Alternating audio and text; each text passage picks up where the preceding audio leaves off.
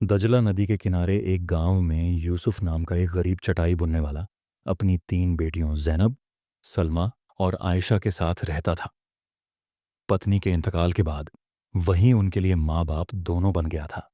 दिन रात मेहनत करता और हर रात आसमान की तरफ देखकर दुआ करता कि अल्लाह उसकी बेटियों की हिफाजत करे और उनका अच्छा मुकद्दर लिख दे। एक दिन उसे एक नूरानी फकीर मिला जिसने कहा कि असली बरकत हाथों में नहीं दिल में होती है और रोजी की चाबी दुआ है। उसी रात यूसुफ ने ख्वाब में देखा कि उसके आंगन में एक मिट्टी का मटका दफन है और आवाज आई कि यह एक अमानत है जो लालच से नहीं सब्र से मिलेगी। उसने लालच के बजाय सब्र को चुना, पहले से ज्यादा मेहनत करने लगा और जो कुछ बचता वह गरीबों को दे देता, यहां तक कि एक दिन अपनी आखिरी कमाई एक भूखी विधवा को दे दी।